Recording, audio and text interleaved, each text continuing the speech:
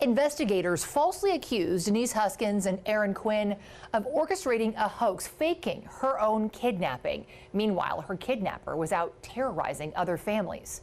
Critics blame antiquated interrogation training. And now Denise and are working with law enforcement, using their trauma to retrain officers. In an exclusive interview, we sit down with Denise and they take us through Erin's interrogation step by step, showing us how old school training led to their American nightmare. Like, what are you feeling right now? Sick.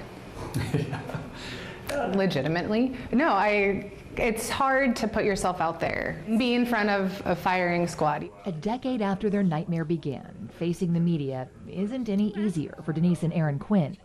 Some of these are the same people who took law enforcement at their word when they claimed Denise and faked a harrowing home invasion kidnapping. Breaking news, we have just confirmed that this woman's kidnap for ransom story is all a hoax. The public shaming was even more traumatizing and devastating for us than the kidnapping itself. Meanwhile, their kidnapper, Matthew Mueller, was out terrorizing other families. Their story was the subject of last year's most-watched Netflix docuseries. A stranger broke into their home while they slept, tied them up, drugged them, and blindfolded them with blacked-out swim goggles, put Denise in the trunk of Erin's car, then held her for ransom at a Tahoe cabin where he repeatedly raped her. She's dead. Meanwhile, understand that I've accepted that. Erin was here. At this point, the kidnappers have already called 3 times. But instead of tracing those calls, well, I would have been rescued. Investigators try to convince Erin to confess to killing Denise, who was very much alive, but in a living hell. They did not come into your house and kidnap her and take her for ransom. And the agents who handled your case have been promoted. They continued to blame us and say, what else were we supposed to think when the victims acted this way or did this or didn't do this? Now Erin and Denise are using their American nightmare to help retrain officers. I'm not going to admit to something I didn't do. Detective Musser thinks he's a human lie detector, and the training that he got makes him believe that's so. The traditional method of interrogation dates back to the 1940s, developed to replace the use of physical torture. His primary goal right now is to get a confession, because he knows confessions get convictions. Interrogators are trained to create a high-pressure environment, often by isolating and lying to the suspect. I've asked for my family. They tell me they don't know where they are. My family was in the police station. The only truthful thing he said to me is, I don't believe you. And FBI polygraph expert Special Agent French lied too. There's no question in my mind that you failed this test. Then interrogators are taught to minimize the seriousness of the crime. This was an accident. I know it was an accident. I can see that she accidentally died.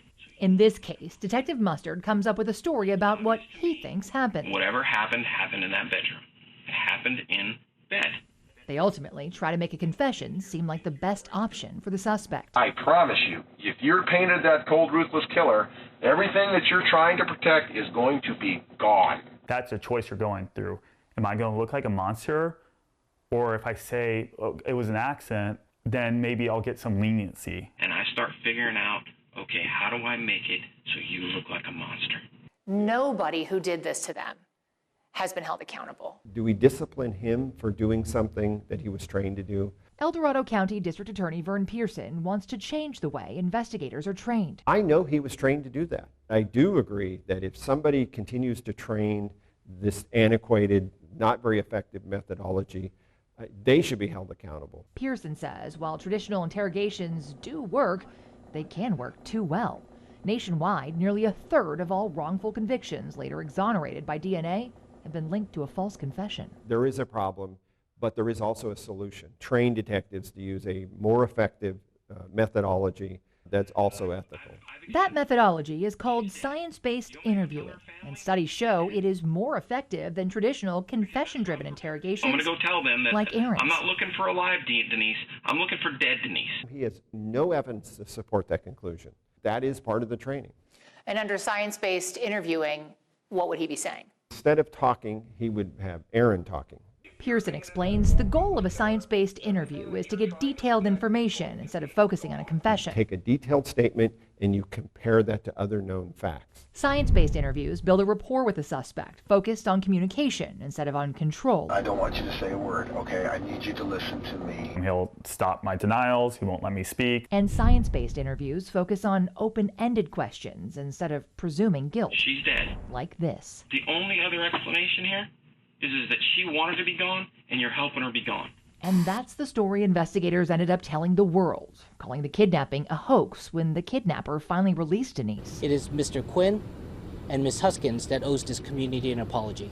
It wasn't until Mueller struck again that Detective Misty Caruso, investigating her very first case, found the evidence that proved Denise and Aaron were telling the truth. They could have prevented two other families from being attacked. Evidence that veteran investigators and FBI special agents missed. That is a problem with the training, is it leads to this guilt presumptive assumptions, leads towards confirmation bias. Evidence that finally led to Mueller's conviction. The Vallejo Police Department owes an apology to Ms. Huskins and Mr. Quinn.